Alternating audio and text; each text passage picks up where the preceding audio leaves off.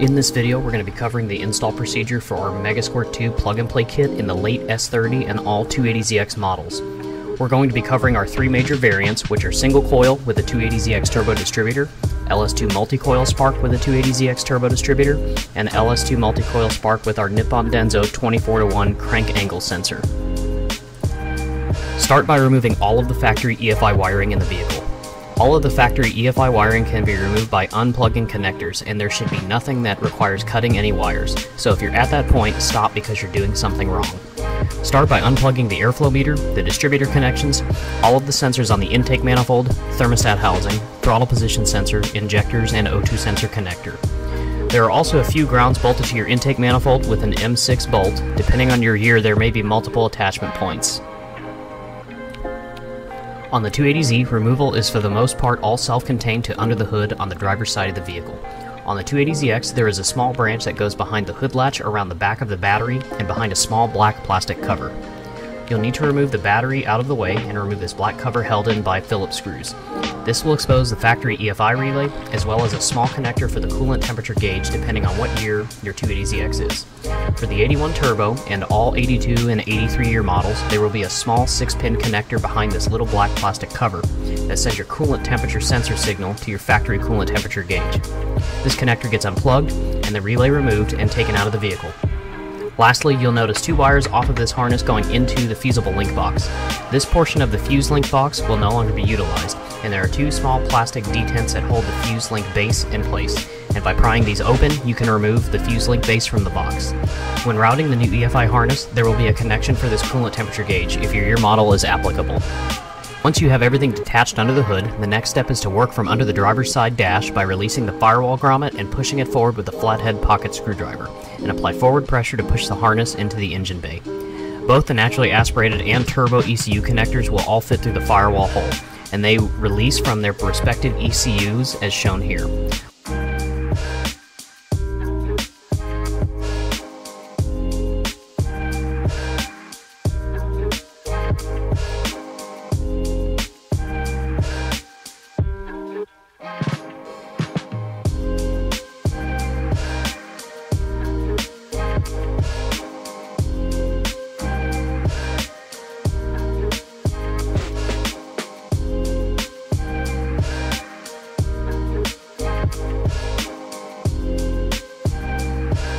Once you get them unplugged, fish it through the firewall opening and into the engine bay. For the S30, you're going to want to start on the passenger side of the vehicle, as you're going to route the main EFI connector in the small space behind the hood latch over to the driver's side of the engine bay. You're going to pull all of the slack through until you have all the branches meet at the driver's side edge of the hood latch. From here, the injector and sensor portion will route toward the front of the engine bay along the valve cover and intake manifold flange, and the other portion routes along the firewall, tucked in between the brake booster and the firewall, around the clutch master, and underneath to the firewall hole. For the 280zx, you can start on the driver's side of the engine bay and work with the two main branches in the harness where the first split goes after the DB37 connector.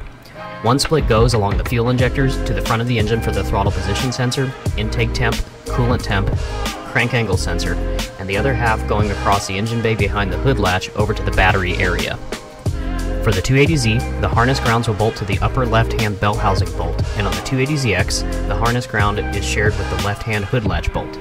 Note that single coil harnesses will have one ground eyelet, where multi-coil spark harnesses will have two ground eyelets. We're going to come back to the final routing and tension on the engine room harness, but we need to first get the ECU mounted and the harness routed under the dash so we can pull out the proper amount of slack back into the engine bay. Alright, so if we're taking apart the Megasquirt connector to get it into the firewall, there's a one screw there, and on this side there's a nut, on the other side there's a screw and a nut, so one on each side. These things will come out and they'll kind of get lost, so you gotta be careful about that. But let me get some tools in a second, let's take it apart. Alright, so go ahead and start with removing these two outer screws. You might want to put your finger on the bottom, stop the nut from falling immediately, like that. Go ahead and pop that out. There's one like that. Go ahead and flip that around and take that one out.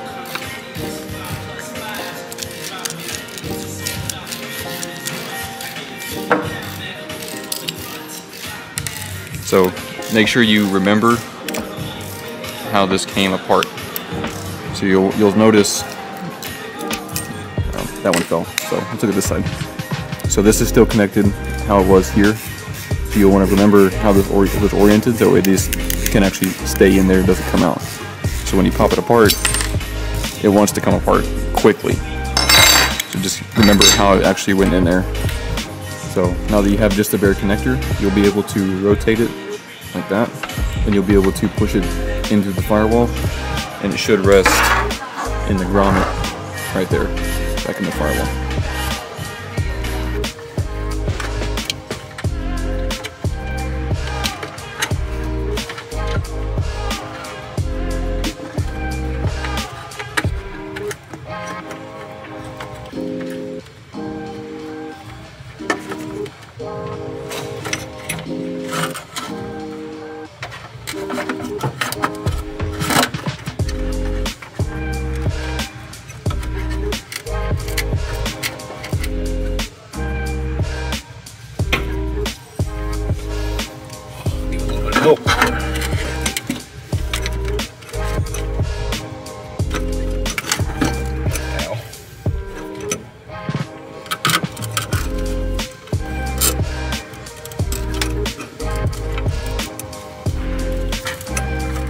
You'll want to pull your ignition on and your fuel pump through as well. I can't tell which is which.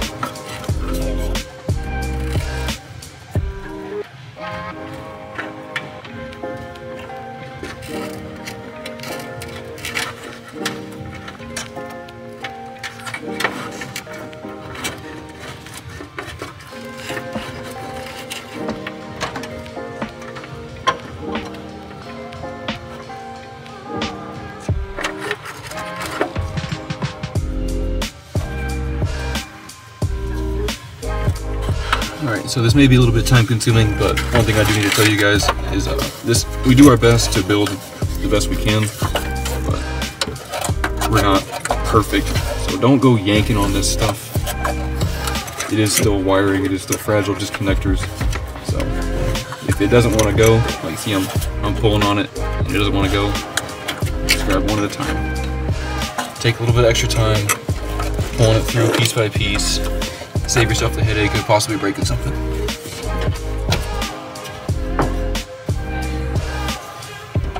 I should be able to pull that through.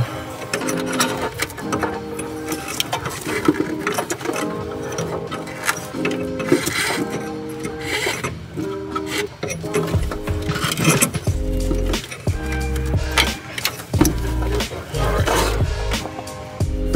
So what you want is both of these connections here inside the car fully, and then once you're there, you should be able to get that grommet into the firewall. I'll do that in a minute, but the grommet should sit in the firewall and lock in like that.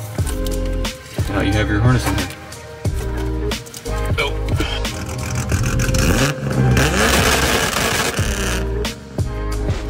If you purchased our launch control add-on, now would be the time to get that hooked up.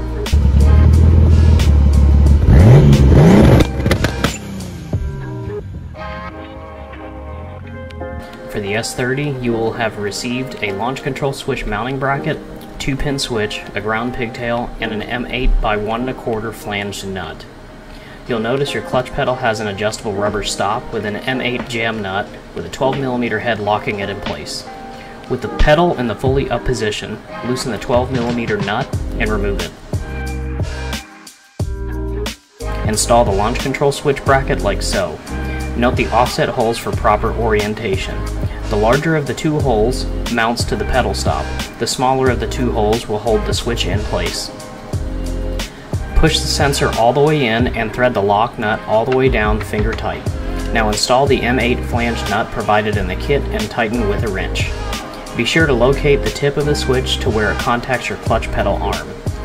Tighten the clutch switch bracket first and then tighten the jam nut on the clutch pedal switch. One last final check is to verify you have an open circuit with the pedal up and a closed circuit as soon as you push the pedal down.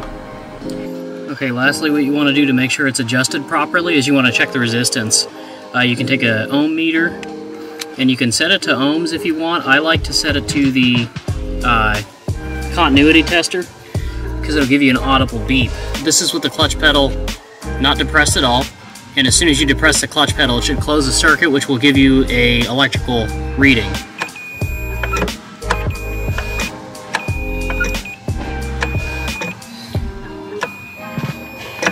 After all of that, all you need to do is plug in the blue connector labeled launch control and then plug in your ground pigtail.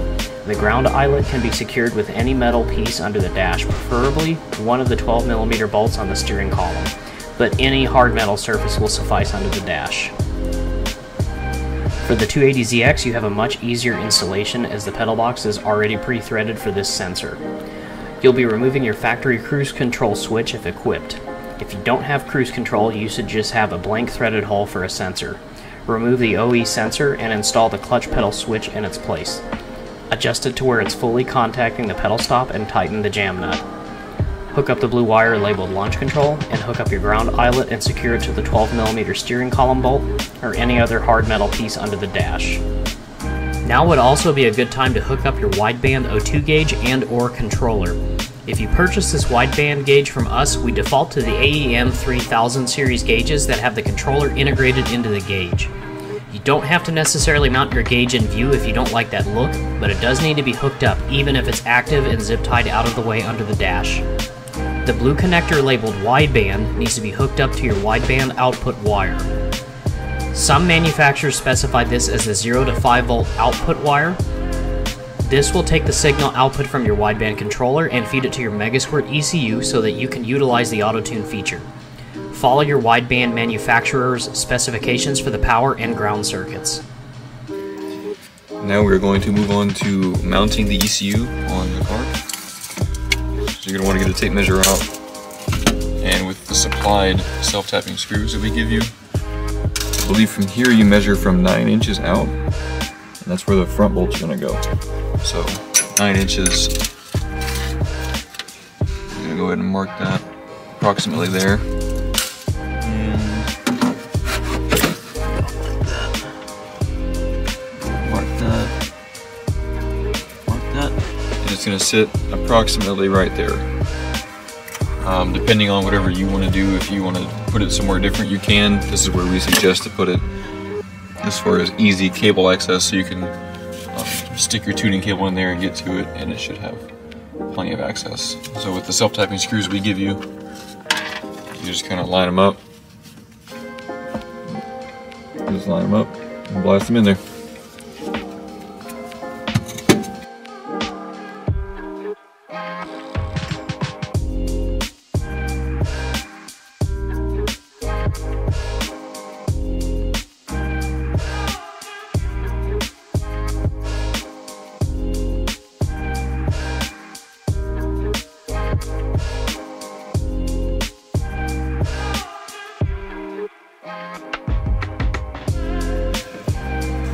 I am now going to go over how to hook up the harness to actual key-on power. So here you have your ignition wire. Should look like that, labeled ignition. Probably not focused. Ignition wire coming off the harness over here. I have it just kind of ran around the hood cable over here. I'll do something with this slack later, but I have it just ran here. I'll zip tie it over here somewhere. It'll look nice. But what we're looking for here is this black wire with a white tracer. That's what we want. Black wire, white tracer. This is the key on power. So when you hit the key, your ignition on, that's what's going to give power to the harness. So we're going to use one of these connectors. Let's see if I can get my light in here. We're going to use one of these connectors, and this is going to allow us to tap into the harness without actually breaking the wire and having to cause more crimps and stuff like that. So we're going to put that right about there, and then we'll be able to have key on power. All you need to do for this is just kind of get it where you want it.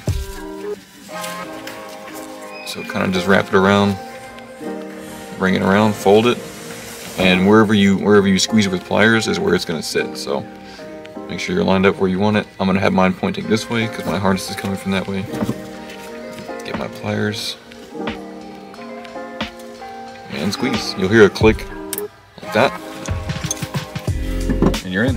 So now you just take your harness, your Megasquirt lead, plug it in.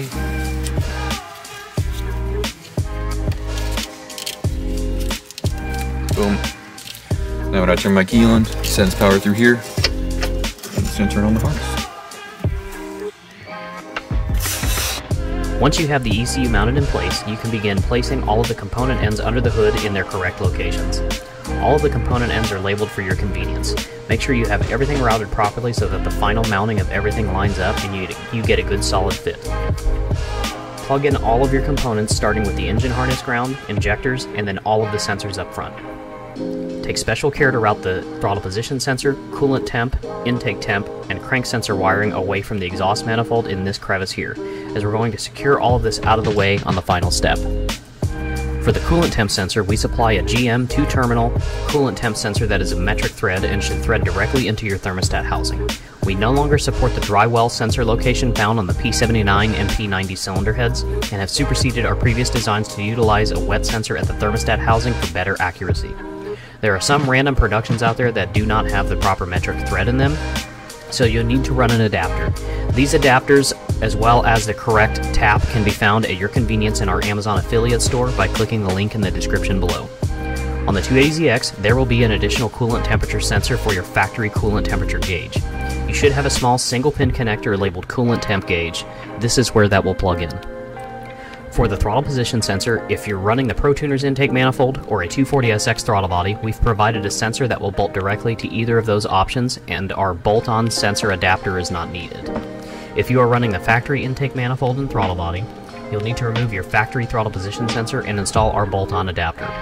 Install the adapter onto the throttle body first, but do not tighten the bolts down all the way.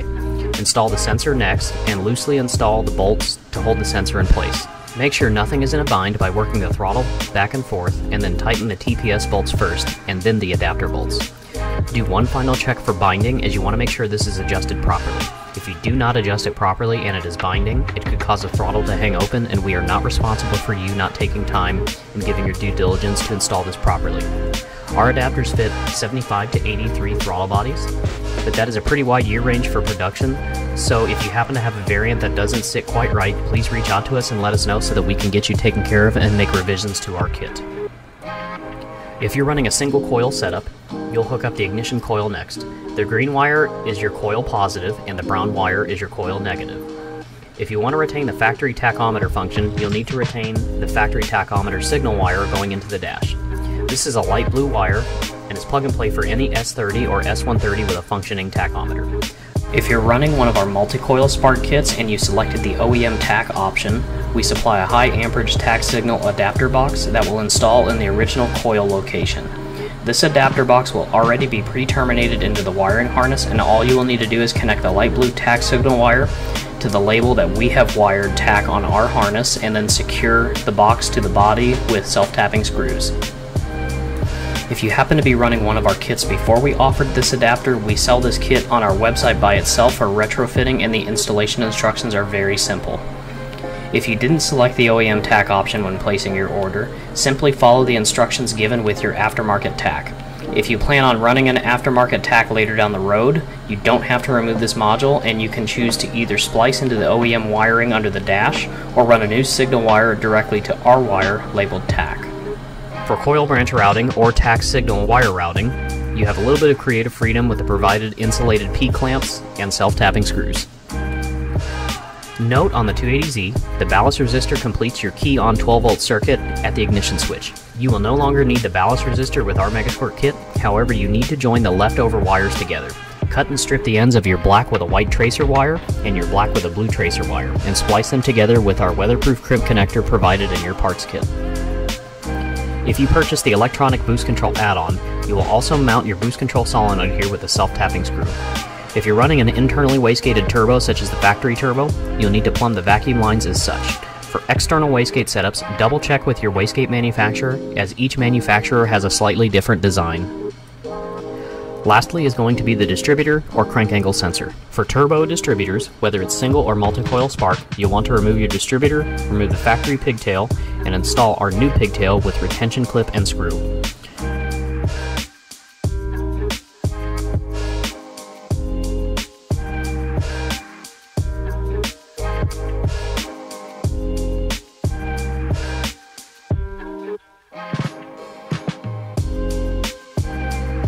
From here you can stab it right back in place and lock it down in the middle of its adjustment. If you're running multi-coil spark, you're going to need to remove the factory trigger wheel and replace it with the do-it-yourself auto-tune trigger wheel we supplied you. Something to note, the Z31 trigger wheel is not compatible with Tuner Studio and will cause a lot of timing drift issues, so double check your OEM trigger wheel and make sure it does not have a large square. You want one with 6 equal small slots. To replace the trigger wheel, it's easiest to have the distributor bolted to the engine, take a large flathead, and break the screw loose holding the rotor standoff in place. Keep track of the order of disassembly. Remove the OE trigger wheel, install the do-it-yourself trigger wheel, facing in this orientation, and reassemble. Take extra care to be delicate around the optical head of the crank angle sensor. If you damage it, you'll get a no-start condition with no RPM signal registering on your Tuner Studio screen. Worst case scenario, we do offer a rebuilding service for this distributor, and that link is in the description below. If you're running our multi-coil spark package that includes the 24:1 crank angle sensor, you'll need to rotate your engine to top dead center compression. If you're not sure how to determine that, it is always helpful to have a second set of hands. Mark your top dead center mark on your crank balancer, as well as your timing plate. Remove your number 1 spark plug and have a helper rotate the engine by hand while you hold your finger over the spark plug hole. When you feel a large burst of compression, you're on top dead center compression stroke. Okay, we just passed top dead center, and it being exhaust stroke, you barely felt anything. So you'll probably be able to hear the hissing coming around.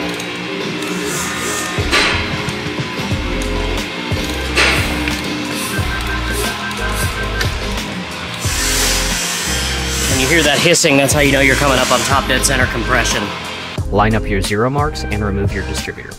Install the new base gasket and base mounting plate. The crank angle sensor only mounts in one way, and the slotted shaft is slightly offset, so you can't physically install it backwards. Lubricate the O-ring on the crank angle sensor, clock the slot to where it's going to be close to lining up, and push and twist until it seats in place. While you're wiggling, it helps to also wiggle the tooth wheel slightly to help things seat into place. Take a 6mm Allen T-handle, socket, or key and tighten the bolt. The best tool for the job is actually a ball socket 6mm Allen, as this allows you to hit the bolt from an angle and clear the bottom of the thermostat housing. Just lock it down close to the middle of its adjustment and then leave it alone. You can now install the crank angle sensor cover and plug in the connector. Let's move on to the passenger side of the engine bay now and install the fuse box. We're going to cover multi-coil spark first, as this needs to be mounted before you mount your fuse box for clearance reasons. Install your coil bracket with the 3 L brackets bolted against the valve cover, but don't tighten them all the way just yet.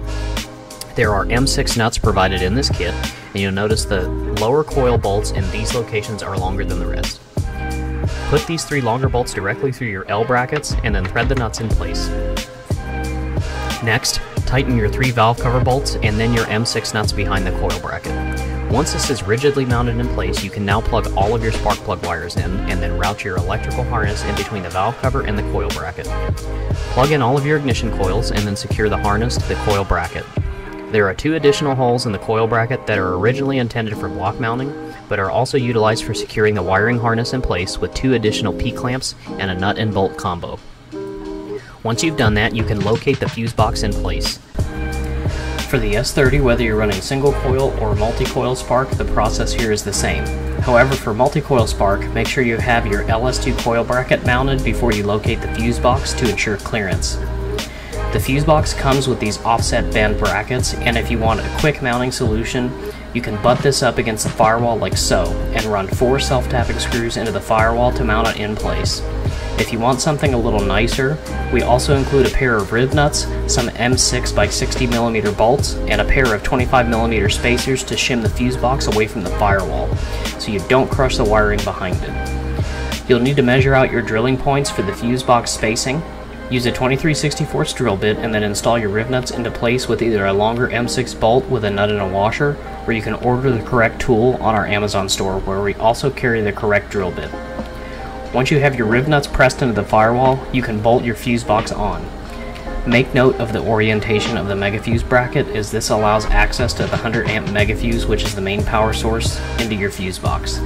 The 8-gauge cable coming off of the megafuse goes directly to your battery positive connection.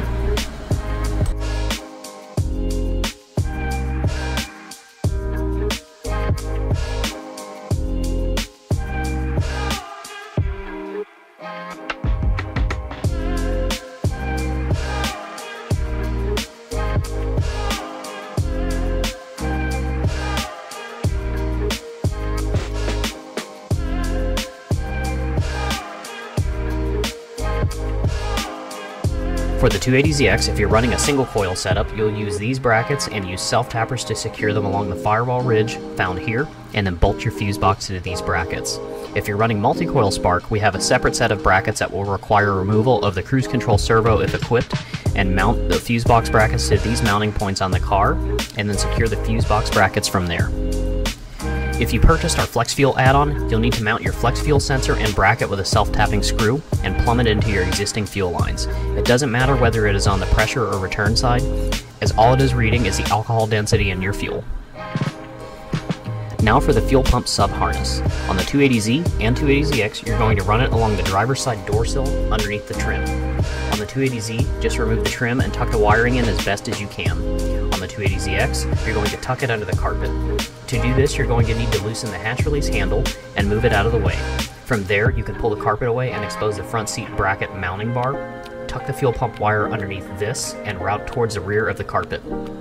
On both the 280Z and the 280zx, your fuel pump ground point is going to be this left-hand rear seat bracket bolt. Since the 280zx is simpler, we'll cover that first.